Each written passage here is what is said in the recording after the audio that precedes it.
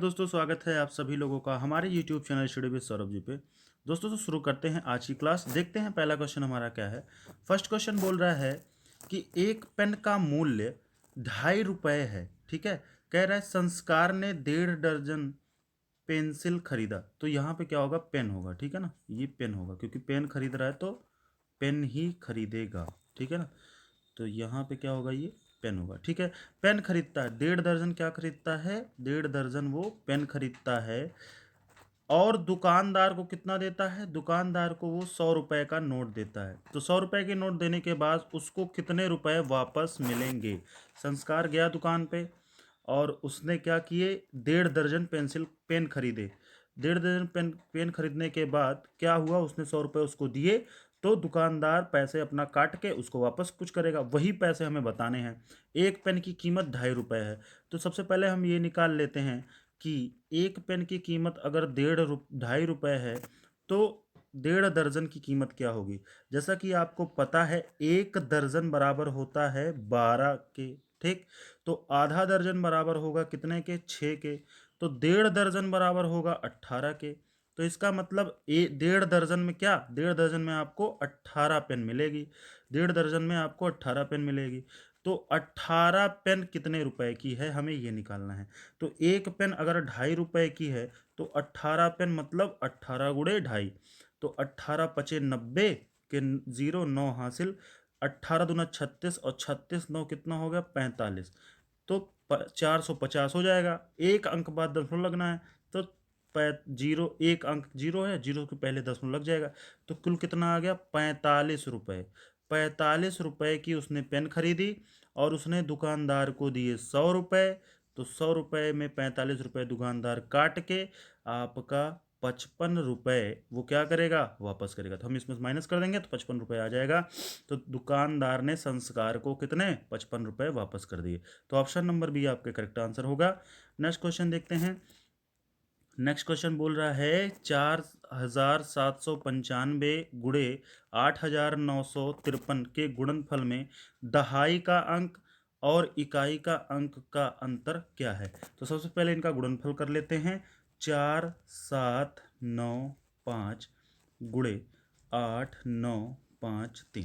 ठीक है, तो इनका गुणनखंड क्या होगा? देखिए, 3 पचे 15 हासिल 1 आएगा। 3 9 27, 1 28 के 8 हासिल 2, 3 7 21, 21 2, 23 के 3 हासिल 2, 3 चौके 12, 12 2 14। ठीक है, 5 अहम 25 के 5 हासिल 2 आएगा। और 5 9 45, 2 47 के 7 हासिल 4, 5 5 7 35, 35 4 39 के 9 हासिल 3, 5 चौक 20, 3 23 आएगा। देखिए, हमको सिर्फ चाहिए मान किसका? दहाई का और इकाई का। जब इन दोनों को ही हम ऐड कर देंगे तो दहाई और इकाई हमको मिल जाएगी, क्योंकि अगला मान जब हम स्टार्ट करेंगे 9 पचे 45 तो यहाँ से लिखना शुरू करेंगे। इसका मतलब ये वाला अंक और ये वाला अंक जोड़कर जो लिखेंगे वो इकाई और दहाई का ही अंक होगा। ठीक है, तो देखिए, इकाई का अंक 5 हो गया और दहाई का अंक 8 5 13। 13 के 3 लिखेंगे, बाकी एक यहाँ ऐड हो जाएगा तो 3 लिखेंगे। तो सीधे सीधे जो अंक हमारा आएगा वो कुछ 3 और 5 आएगा, जिसमें इकाई का अंक 5 होगा और दहाई का अंक 3 होगा। तो इसी तरीके से हम इसको कर लेते हैं। जब इकाई का अंक 5 हो गया और दहाई का अंक 3 आ गया तो इसका अंतर क्या होगा? बड़े वाली वैल्यू से छोटी वैल्यू माइनस कर दो। 5 - 3 बराबर 2 के। आंसर नंबर सी आपका करेक्ट आंसर होगा। चाहिए तो इसको पूरे तरीके से भी आप इसे सॉल्व कर सकते हो, बट कोई ज़रूरत नहीं है, आप ऐसे भी इसको सॉल्व कर सकते हो। चलिए, इसको मैं पूरे तरीके से सॉल्व कर देता हूँ, पूरा गुणन करके कर देता हूँ। तो 5 तियाँ 15 के 5 हासिल 1, 5 9 5 25, 25 1 26 के 6 हासिल 2, 5 9 45, 2 47 के 4, 5 8 40 और 4 44 हो जाएगा। 9 त्रिक 27, 2 कैरी, 9 पचे 45, 2 47, 4 कैरी, 9 9 81, 81 4 85, 85 के 5 8 कैरी और 9 8 72, 72 8 कितना हो जाएगा? 80 हो जाएगा। नेक्स्ट देखिए, नेक्स्ट आपका होगा 4 तियाँ 12 के 2, सॉरी एक। अब इसके बाद यहाँ से लिखेंगे, क्योंकि ये और ये दो चीज तीसरा करें ना, तो ये एक दो छोड़ के तीसरा यहाँ लिखेंगे। तो यहाँ पे हो जाएगा आपका सात्रिक सात्रिक 21। सात्रिक 21 होगा कि 1 हासिल 2। 7 पचे 35, 35 2 37 के 7 हासिल 3। 7 9 63, 63 3 63 और 3 66 के 6 हासिल 6, 7 8 7 56, 56 के 6 हासिल 7 और 56, पूरा पूरा 56 लिख देंगे हम लोग। फिर नेक्स्ट जब लिखेंगे 4 से, तो 4 3 12, तो कहाँ से लिखेंगे, यहाँ से लिखेंगे 4 3 12 हासिल 1, 4 पंचे 20। तो देखिए सीधा सीधा जब जोड़ने बैठेंगे तो 5 7 5 7 6 13 3 हासिल 1। तो देखिए सीधा सीधा आपका जो आएगा अंक, उसमें इकाई का अंक 5 और दहाई का अंक 3 ही होगा। ठीक है, तो इस तरीके से हमने यहाँ पे अंतर निकाला था। इकाई का अंक और दहाई के अंक का अंतर कितना आया था, हमारा 2 आया था। नेक्स्ट क्वेश्चन देखते हैं। नेक्स्ट क्वेश्चन बोल रहा है 3:58 शाम के 2 घंटे 59 मिनट पहले क्या होगा, क्या समय होगा। तो देखिए इस क्वेश्चन को करने के लिए क्या करना है हमें, देखिए सबसे पहले तो ये जान लीजिए 3:58 हो रहा है, हमें बताना है कि 2 घंटे 59 मिनट पहले क्या हो रहा है समय। तो सबसे पहले देखिए 58 दिया है, इसमें से 59 माइनस कर देते हैं। जब 59 मिनट माइनस करेंगे तो 58 माइनस होगा 3 बजेगा, 3 में से 1 माइनस करेंगे तो 2:59 हो रहा होगा उस घड़ी में। ठीक है, 2:59 सीधे सीधे आ गया जब हमने क्या माइनस किया, 59 मिनट माइनस किया। अब जब 2 घंटे माइनस करेंगे, 2 घंटे माइनस इसमें से करेंगे, तो देखिए 1 घंटा माइनस करेंगे तो 1:59, 1 घंटा और माइनस करेंगे तो 12:59। ठीक है, तो मतलब अब इसमें से जोड़ेंगे तो देखिए 12:59 से 1:59 1 घंटा, 2:59 2 घंटा। ठीक है, और 59 मिनट और जोड़ देंगे तो 3:58 आंसर आ जाएगा। तो आंसर हमारा हो गया क्या, 12:59। तो ऑप्शन नंबर आपका बी करेक्ट आंसर होगा। तो इस तरीके से इस क्वेश्चन को सॉल्व करते हैं। बस आपको थोड़ा सा ध्यान देना होता है कि मिनट में सबसे पहले जो दिया हो उसको सॉल्व कर लीजिए, फिर उसके बाद घंटा वाला माइनस करते जाइए, आपका आंसर आसानी से आ जाएगा। नेक्स्ट क्वेश्चन देखते हैं। नेक्स्ट क्वेश्चन बोल रहा है हमारा 18 सैकड़े प्लस, यहाँ पे प्लस होगा, ठीक है, प्लस 18 इकाई के बराबर है। ठीक है, तो 18,000 है, 1000 मीन्स क्या होता है, 1000 से गुणा कर दीजिए, कितना हो जाएगा, 18,000 हो जाएगा, यही तो होगा। फिर नेक्स्ट कह रहा है 18 सैकड़े, तो 18 सैकड़े मतलब 18 गुणे 100, 1800 हो जाएगा। ठीक है, नेक्स्ट देखिए क्या कह रहा है, 18 इकाई मतलब 18 गुणे 1, 18 गुणे 1 मतलब कितना होगा 18, तो 18 इसमें जोड़ देते हैं। तो देखिए 8 हो गया और 1 हो गया, 8 हो गया यहाँ पे, और 8 1 9 हो गया, तो एक सीधा सीधा उतर गया। तो 19,818, 19,818 ऑप्शन नंबर ए आपका करेक्ट आंसर होगा। तो क्वेश्चन इस तरीके से करते हैं, काफ़ी क्वेश्चन इस तरीके से पूछे जाते हैं आपके सीटेट एग्जाम में, और आपके टीटी के एग्जाम में भी इस तरीके के क्वेश्चन पूछे जाते हैं। नेक्स्ट क्वेश्चन देखिए क्या है हमारा। नेक्स्ट क्वेश्चन, ये कुछ नए टाइप का क्वेश्चन हमने लिया है, और पूरे पूरे चांस है इस बार आपके पेपर में आने का, तो इसको बहुत ध्यान से समझिएगा। देखिए कुछ है नहीं क्वेश्चन में, बट थोड़ा सा लॉजिक है कि क्या कह रहा है, कह रहा है 1 लाख कितने हजार होते हैं। ठीक है, 1 लाख बराबर कितने हजार होते हैं, ये हमको बताना है। तो देखिए कैसे करेंगे इसको, सबसे पहले हम लोग 1 लाख लिख लेते हैं, तो इकाई दहाई सैकड़ा हजार 10,000 और एक हो गया लाख, तो इकाई दहाई सैकड़ा हजार 10,000 लाख। ठीक है ना, तो 1 लाख आ गया। अब कहता है इसमें कितने हजार होते हैं, तो हजार हम लोग माइनस कर देते हैं इसमें से। देखिए अगर किसी संख्या में 1 जीरो होगा तो वो 10 होगा, 2 जीरो होगा तो 100 होगा, 3 जीरो होगा तो क्या होगा, 1000 होगा।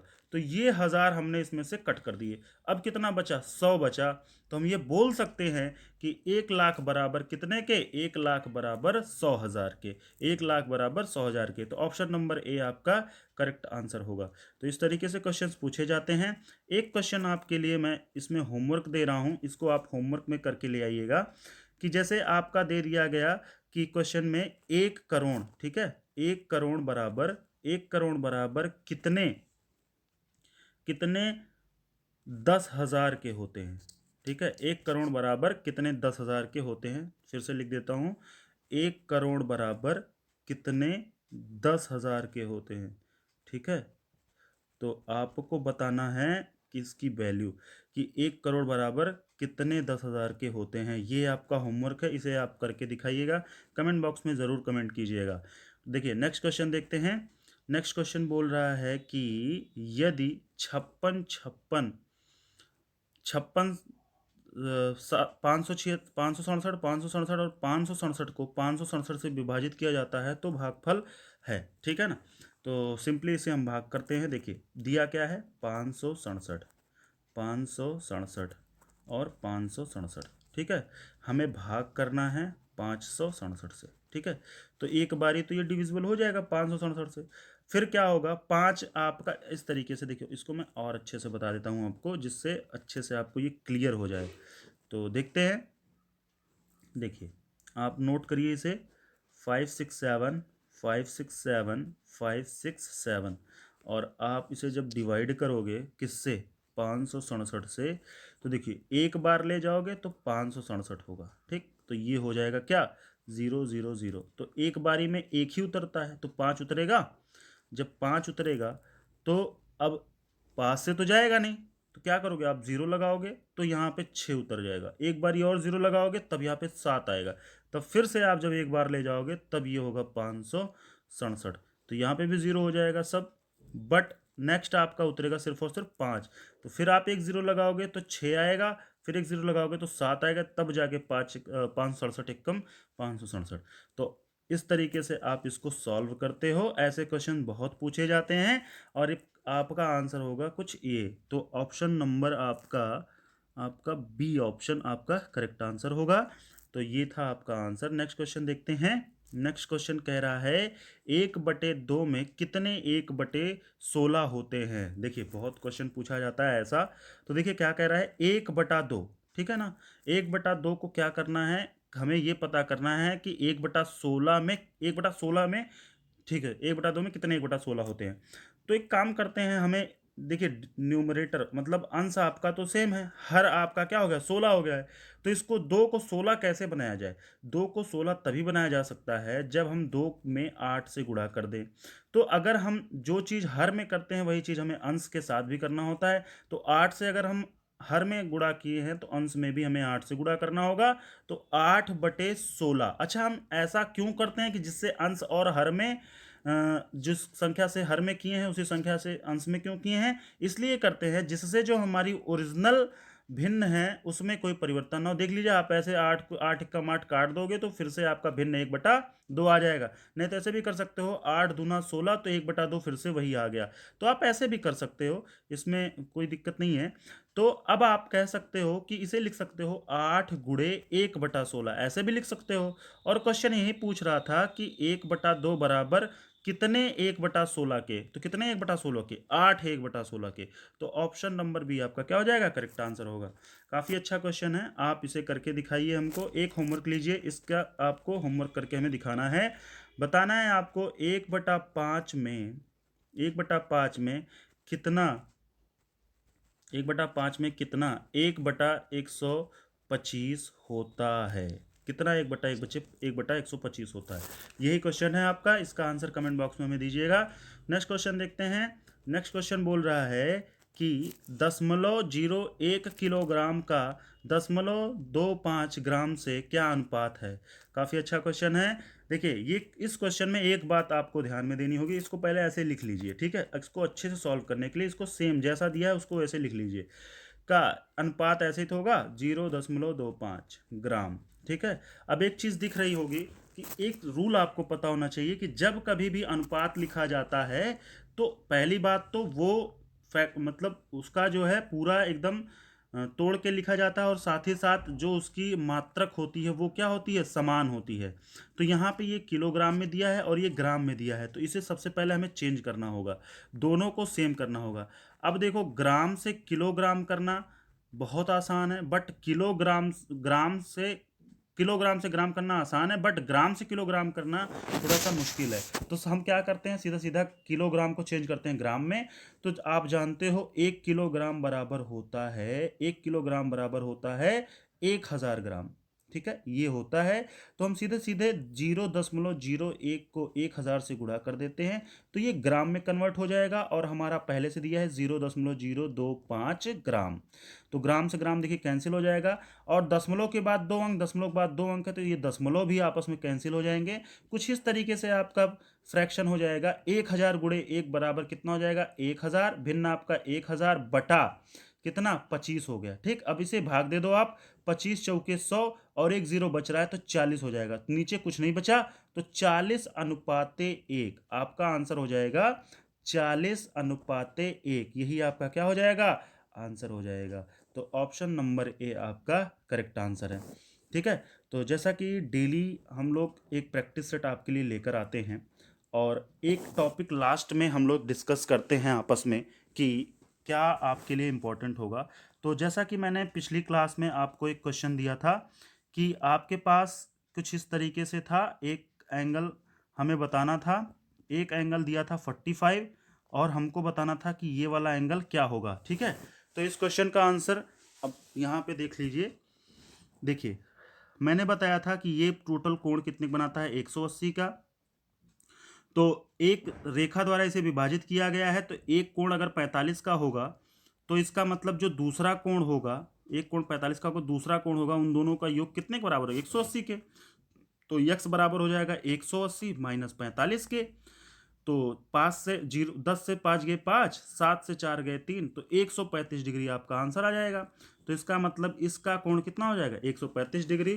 तो ये इसका आंसर था आपकी पिछली वीडियो के जो लास्ट में मैंने होमवर्क दिया था उसका आंसर था ये। तो आई होप आपको समझ में आ गया होगा। नेक्स्ट क्वेश्चन देखिए, इसी टाइप का एक क्वेश्चन और मैं आपको होमवर्क में देता हूँ, इसको आप करके दिखाइएगा।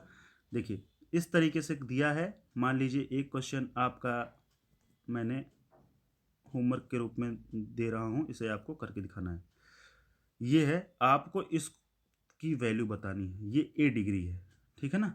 तो ए की वैल्यू क्या होगी ये हमें आपको बताना है कमेंट बॉक्स में। तो कमेंट बॉक्स में जाइए, कमेंट कीजिए इसका आंसर। तो आज के लिए बस इतना ही। Thank you class.